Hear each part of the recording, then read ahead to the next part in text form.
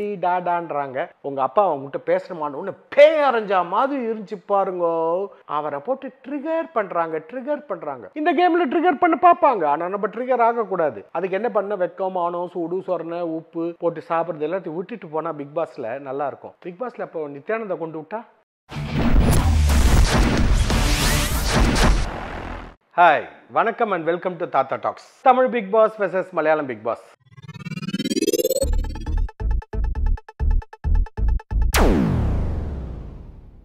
Malayalam Bigg Boss ரொம்ப ஸ்ட்ராங்காக இருக்காரு, இந்த மாதிரி குழஞ்சு கிழிஞ்செல்லாம் பேசுறது இல்லை அப்படின்னு சொன்னேன். நேற்று வந்து கம்பீரம்லாம் சொல்லி குழஞ்சிட்டாரோ அப்படின்னு நினச்சேன். ஆனால் இல்லை, இன்னைக்கு காலைல 6:30 மணிக்கு எழுப்பிட்டாங்க எல்லாத்தையும். போதும் படுத்து தூங்கினது வாங்க அப்படின்னு.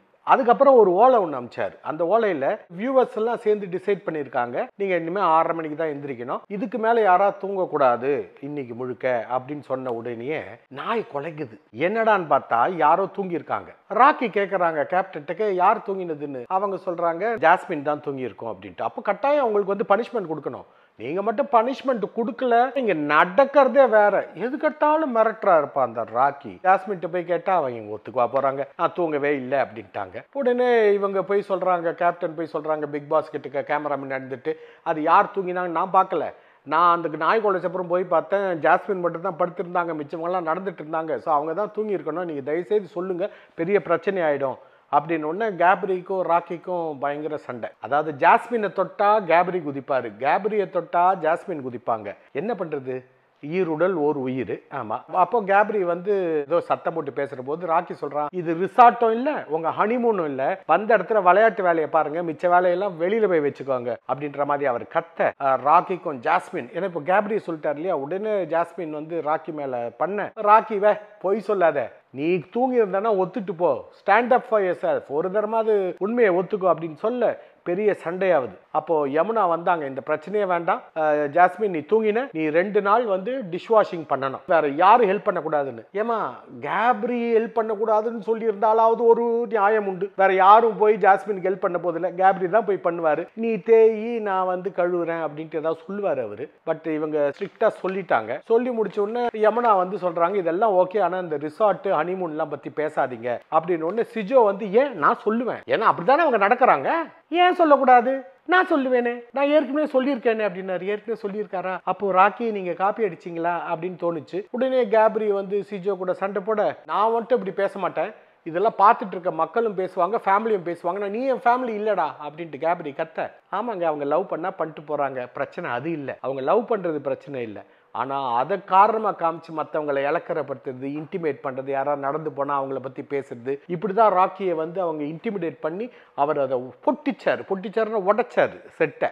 அதே மாதிரி காதில் சீக்ரெட் பேசிக்கிட்டு குசுமுசுன்னு ஒரு குரூப்பாக இருக்கிற போது தனியாக பேசணும்னா யாருக்கும் தெரியாமல் போய் தனியாக பேசணும். அதுவும் நம்ம தமிழ் பிக் பாஸில் வர மாதிரி மைக்கெல்லாம் அணைச்சி வச்சுட்டு பேசல, அது ஒன்று சொல்லணும். பட் இருந்தாலும் இது வந்து ரொம்ப உல்டாவாக இருக்குது. ஒன்று நீங்கள் தமிழ் பிக் பாஸில் மைக்கை கழட்டி வச்சுட்டு பேசுவாங்க, இல்லை பாத்ரூம்குள்ளே போயிடுவாங்க, இல்லாட்டா அந்த ட்ரெஸ்ஸிங் ரூம்குள்ளே போயிடுவாங்க. இவங்க பப்ளிக்காக பண்ணுறாங்க. நான் சொன்னது பேசுறத நீங்கள் எதுவும் தப்பாக எடுத்தீங்கன்னா அதுக்கு நான் பொறுப்பில்லை. அப்புறம் ஸ்ரீஜுவும் சரண்யாவும் பேசுகிறாங்க. சரண்யா நேத்திலாம் வந்து நான் நல்ல விதத்தில் அவங்களை கேட்டேன் அப்படின்னு சொன்ன சரண்யா இன்னைக்கு வந்து பயங்கரமா வெச்சு செய்யுது. ലവ് കണ്ടാലും ഫ്രണ്ട്ഷിപ്പ് കണ്ടാലും, പക്ഷെ ഇത് ലവ് അല്ല ഫ്രണ്ട്ഷിപ്പും അല്ല, ഇതിന്റെ ഇടയ്ക്ക് വിട്ട് ഇങ്ങനെ ഡ്രാമ കാണിക്കുന്നത് എന്തിനാ? It's A really fake, they are making fake. இந்த மாதிரிலாம் பேசிட்டு அவங்க 2 பேரும் வெளியிலேயே பிளான் பண்ணிட்டு வந்திருக்காங்க. நம்மள முட்டாளாக்கா பாக்குறாங்க, மக்களை முட்டாளாக்கா பாக்குறாங்க. என்ன நினைச்சிட்டு இருக்காங்க மனசுல, ஒரு வேலை செய்யறது கிடையாது, ஒன்னும் பண்றது கிடையாது, எப்ப பார்த்தாலும் கையை பிடிச்சி நோண்டிக்கிட்டு கட்டி பிடிச்சிக்கின்னு இது என்னது இது அப்படின்ட்டு அது கேட்க, யமுனா சரண்யா வந்து ஜாப்ரி கிட்ட போய் பேச, அதாவது ஜாஸ்மின் அண்ட் இது நான் கப்சான் வச்சேன், பட் மலையாளத்துல வந்து ஜாப்ரின்னு வச்சிருக்காங்க. ஜாப்ரி நல்லா இருக்கு கேட்க, அதாவது ஜாஸ்மின் அண்ட் கேப்ரி. அந்த காதலால் வந்தது பெரிய மோதல், பயங்கரமா சண்டை நடந்துட்டு இருக்குது. அப்போ சரண்யா வந்து எல்லா ரிலேஷன்ஷிப்புக்கும் ஒரு பார்டர் இருக்கு. ஓகே ஜாஸ்மின், உனக்கு என்ன பிரச்சனை அதனாலன்னு. ஏன் இல்ல பிரச்சனை, நீங்க 2 பேரும் பார்டர் வைக்காம பண்ற வேலையில தான் இப்ப சொன்னேன்னு அப்படின்ட்டு நான் நினைச்சுக்கிட்டேன். என்ன பாத்தீங்கன்னா, இந்த சண்டை போடுறவங்களை மட்டும்தான் பிக் பாஸ் காட்டுறாரு, மிச்சவங்க காணாதே போயிட்டாங்க. சுரேஷை காணோம், நிறைய பேரை காணோம். அடுத்தது பவர் ரூம், அப்புறம் கேப்டன்லாம் உட்காந்து பேசுறாங்க. இந்த மாதிரி நம்ம ராக்கி வந்து பவர் ரூம்குள்ள வந்து சாவியை எடுத்துட்டு போய் அந்த கபோர்டை திறந்து கபோர்ட்ல இருந்து சாப்பாடு எடுத்து சாப்பிட்டுருக்கான், அவனுக்கு பனிஷ்மெண்ட் கொடுக்கணும் அப்படின்ட்டு. 4 நாள் அவன் வந்து பாத்ரூம் கழுவிட்டான் அப்படின்னு சொன்ன உடனே உடனே ஸ்ரீரேகா சொல்றாங்க 4 நாள் டூ மச், நான் ஒத்துக்கிறேன், ரெண்டுமே தப்பு தான், ரெண்டுமே ரூல் பிரேக், ஆனா 3 நாள் இருக்கட்டுமே அப்படின்னு உடனே சரி நம்ம எல்லாரும் போய் வெளியில சொல்லுவோம்.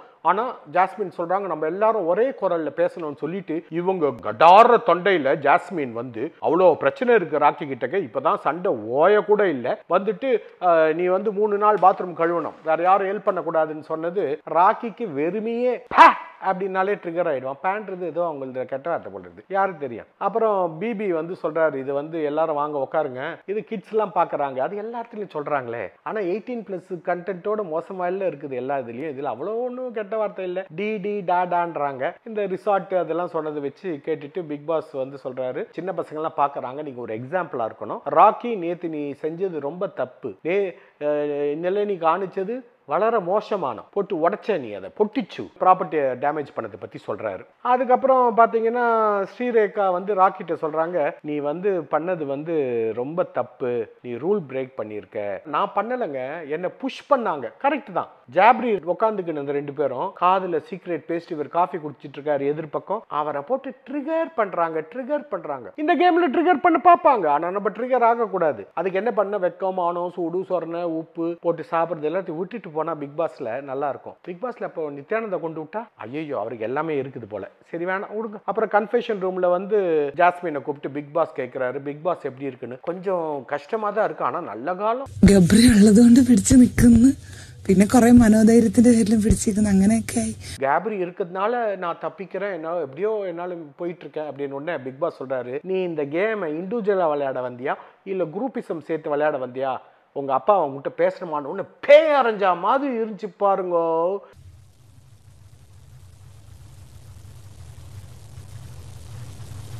ஜாஸ்மின் மூஞ்சில அப்படியே நிகி லக்ஸ் ஆடு இந்த லிரில் ஆட்ல வர மாதிரி இருக்கிற அந்த மூஞ்சில 10 பேய் இல்ல ஒரே ஒரு ராக்கி வந்து அரைஞ்சா மாதிரியே இருந்துச்சு. ஆனா வந்து அவங்க அப்பா என்ன பேசினாங்கன்னு காட்டல, ஆனா வெளியில வந்து பயங்கரமா அழறாங்க, அழுதுட்டு என்னென்னவோ சொல்றாங்க. அவங்க அப்பாவுக்கு சர்ஜரியா, அந்த சர்ஜரிக்கு வந்து ப்ரெஷர்னால காரணமா அந்த டென்ஷன் இங்க நடக்கிறத வச்சுதான் ஆயிருக்கும், இப்படி ஆயிடுச்சு அப்படி ஆயிடுச்சுன்ட்டு. ஆனா நம்மளுக்கு அவங்க அப்பா என்ன பேசுறாங்கன்னு காட்டல. ஒரு காலம் அவங்க அப்பா பேசுனது வந்து நம்மளுக்கு காட்டக்கூடாதுன்னு வச்சாங்களா இல்ல 24 hours காமிச்சாங்களா எனக்கு தெரியல. ഇപ്പൊ ഒരു ഓപ്പറേഷൻ എന്ന് പറയുമ്പോ പെട്ടെന്ന് എന്തോ കൂടിയിട്ടാ ഇതിന്റെ അകത്ത് എന്തെങ്കിലും നടന്നത് അവർക്ക് വിഷമമായിട്ടാണെന്നാണ് നീ ആലോചിക്കണത്. അങ്ങനെ ആയിരിക്കും തോന്നുന്നു. அவர் சொல்லியிருப்பாரு நீ இந்த மாதிரி எல்லாம் பண்றது எனக்கு வந்து ஓபன் ஹார்ட் சர்ஜரியே பண்ண வேண்டி இருக்குது அப்படின்னு அவர் சொல்லியிருப்பார் போல இருக்குது. ஆனா பயங்கரமா அப்செட் ஆகி എനിക്കുള്ള ഇമോഷണൽ സപ്പോർട്ടാണ് നീ, അത് നമുക്ക് കുറയ്ക്കണം. എനിക്ക് ചെയ്യണമെന്ന് അറിയാൻ പറ്റില്ല. அதுக்கப்புறம் நிஜமாவே பேய் அறிஞ்ச மாதிரியே பிரமிப்பா மந்திரிச்சு விட்ட கோழைய மாதிரியே இருந்தாங்க. அப்புறம் அன்சிபா ரிஷி எங்கேயோ ஒரு சின்ன கிளிப்பிங் காமிச்சாங்க பேசுறது, இவங்கள பாதி பேரை காணுங்க. அப்புறம் கன்ஃபெஷன் ரூம்ல வந்து 3 டீமையும் தனித்தனியா கூப்பிட்டு பிக் பாஸ் கேட்கிறாரு பவர் டீம் பத்தி என்ன நினைக்கிறீங்க. ஐயா அவங்க வேஸ்ட்டுங்க, எதுக்கும் லாய்க்கு இல்லைங்க அப்படின்னு சொன்னாங்க.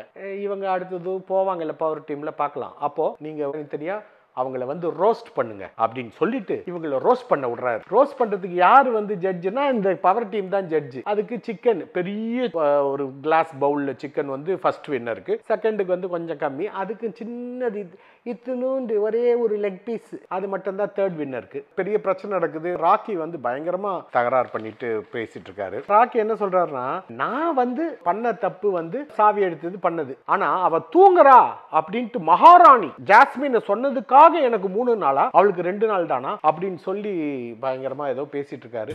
மகாராணி உறங்கியது ചോദ്യം ചെയ്തതുകൊണ്ട് എനിക്ക് 3 ദിവസം ബാത്റൂം ക്ലീനിങ്. அதுதான் ஆப்பு, அதான் ஆப்பு. எங்களுக்கும் காலம் வரும். அதுக்கப்புறம் இவங்க 3 பேரும் வந்து நல்லா ரோஸ்ட் பண்றாங்க. அதுல எனக்கு சிஜோ ரொம்ப பிடிச்சிருந்துச்சு. Welcome back to Bigg Boss season 6. ഇവിടെ നിൽക്കാൻ പറ്റുന്നില്ല ലാലേട്ട, പറ്റില്ല. എനിക്ക് പോണം. ലാലേട്ട ഇവിടുത്തെ പിള്ളേരുടെ കാര്യം എന്ന് പറഞ്ഞാൽ ലാലേട്ട எல்லாரும். அடுத்தது வந்து ஜின்டோ பிடிச்சிருந்துச்சு, ராக்கி இது வந்து பிடிக்கல. இப்போ சிஜோ டீம்ல வந்து இந்த திருநங்கையா இருக்கிற ஜான்மோனிய வந்து இவங்க இமிட்டேட் பண்ணாங்க, சரண்யா. அது தப்பா தெரியல, ஆனா நம்ம ராக்கி வந்து ஒரு திருநங்கை மாதிரி பண்றது வந்து கொஞ்சம் சகிக்க முடியல. அதே மாதிரி பாத்தீங்கன்னா இவங்க 3 டீம் பண்ற போது இந்த சிஜோ டீமும் நம்ம ஜின்டோ டீமும் பண்றப்போ இவங்க மூஞ்சில சிரிப்புலாம் வந்துச்சு. சிஜோ டீம் பண்றது இவங்களே சிரிச்சாங்க, தங்களை பத்தி ரோஸ் பண்றாங்கன்னு தெரிஞ்சு சிரிச்சாங்க. அந்த அளவுக்கு காமெடி கொஞ்சம் நல்லா தான் இருந்துச்சு. ஸோ அந்த வகையில் சிஜோக்கு ஃபர்ஸ்ட் பிரைஸ் அந்த டீமுக்கு, ஜின்டோ டீமுக்கு செகண்ட் பிரைஸ், ராக்கிக்கு 3வது பிரைஸ் கொடுத்தோன்னே செம்ம கடுப்பாயிட்டார் அவர். நான் ஒழுங்கா பண்ணாததுக்கு காரணம் அவங்களுக்கு ஏதோ பிரச்சனை. ஜாஸ்மின் லட்டு மாதிரி இருந்துச்சு அவங்களோட கான்செப்ட். அவங்கள பத்தி பேசணும். ஆமா, யாருமே வந்து அவ்வளவா ஜாஸ்மினையும் கேப்ரியும் தொடலை. ஏன்னா அந்த பொண்ணுக்கு ஆல்ரெடி வீட்டில் இருந்து ஃபோன் வந்திருக்குது, அவங்க அப்பாவுக்கு உடம்பு சரியில்லை, அது மூட் அவுட் ஆயிருக்குன்ட்டு ஒரு நல்ல ஒரு டீசெண்டா எல்லாரும் பிஹேவ் பண்ணாங்க. அதுக்கு வாழ்த்தணும். ஆனா நான் பண்ணலையே, அதனாலதான் எனக்கு கிடைக்கல. எப்படி பாதியில எழுந்து போனா ஜின்டோ டீம் அவங்களுக்கு வந்து செகண்ட் பிரைஸ் தரீங்க அப்படின்ட்டு பாதி வழியில் வச்சு இறங்கி போய ஆൾക്കാർക്കാണ് செகண்ட் பிரைஸ் கொடுக்கறதா? ஒரு ஸ்டேஜின மரியாதை அறியாமோ? நம்மள அது கம்ப்ளீட் ஸ்டேஜ்ல போகுது. ஐயோ ராக்கி ஏதாவது ஒண்ணு நல்லதா பண்ணா ஏன் ராக்கி இப்படி பண்ற அப்படின்னு சொல்ற மாதிரியே இருந்துச்சு. அதுக்கப்புறம் ஜாஸ்மின் ஒரே அழுது. நான் அவங்கிட்ட சொல்லிட்டேன் கேப்ரிட்ட நான் கமிட்டட்னு. கமிட்டடா? எதையாது தமிழ் பிக் பாஸ் பார்த்து காப்பி அடிக்கிறீங்களா? ஏன்னா தமிழ் பிக் பாஸ்ல கூட அப்படிதான் ஆச்சு ஒண்ணு சீசன் 7ல. பட் எதுக்கு அதை பத்தி பேசுறது, அது முடிஞ்சு போச்சு, நடக்கிறத பத்தி பேசுவோம் அப்படின்னு சொன்னோன்னு எல்லாரும் ஷாக் ஆயிட்டாங்க. ஆனா கேப்ரி அப்படியே இருந்தாரு. എനിക്ക് പുറത്തേക്ക് കമ്മിറ്റഡ് ആണ്. ഞാൻ അവരോട് പറഞ്ഞിട്ടുണ്ട് നിങ്ങൾക്ക് അറിഞ്ഞൂടായിരിക്കും എനിക്ക്. அப்புறம் கேப்ரி வந்து லைவ்ல பேசுறாரு. நீங்க எல்லாம் சேர்ந்து இப்படி பண்ணிட்டீங்க, அந்த பொண்ணு கதை யாராவது கேட்டீங்களா? எங்க கேட்க, நீதான் எப்ப பார்த்தாலும் கைய வந்து பிசிக்கின்னு இருக்கிற, இல்ல கட்டி பிடிச்சிக்கினே இருக்கிற, கேப் விட மாட்டேங்கிறிய. கேப் விட்டாதானே கதை கேட்க முடியும் அப்படின்ட்டு யாராவது சொல்லியிருப்பாங்கன்னு பார்த்தா மலையாளம் எனக்கு மனசுல எத்தனை ஆயிட்டு இல்லையே, அதனால எனக்கு அது புரிஞ்சிட்டு இல்ல. பச்சே அவர் கேட்டோம், அது கேட்டோ இல்லையோன்ட்டு நாளைக்கு நான் கேட்டுட்டு சொல்றேன். பட் இந்த மாதிரி விஷயங்கள்லாம் ஆச்சு. அதாவது ஒரு கிணறு வெட்ட பூதம் கிளம்பிச்சுன்னு வந்தமா இண்டிவிஜுவலா விளையாடணுமா போனமான்னு இல்லாம இந்த லவ் திணிச்சது எதுவுமா இருந்தாலே நல்லா இல்லை. நிஜமாவே லவ் பண்ண நல்லா தான் இருக்கும் பார்க்க. ஆனா இது திணிப்பு. ஒரு திணிப்புனாலதான் அவ்வளவு ஒரு மிஸ் அண்டர்ஸ்டாண்டிங் இல்லாம லவ்வா இருந்துச்சு தவிர லவ்ல கொஞ்சம் கூட ஜவ் இல்ல. எனிவே நாளைக்கு பார்ப்போம். பாய். ഞാനൊരു സോറി ചോദിക്കുന്നു. പ്ലസ് പ്രോപ്പർട്ടി ഡാമേജിന് ഞാൻ ബിഗ് ബോസിനോട് സോറി ചോദിക്കുന്നു.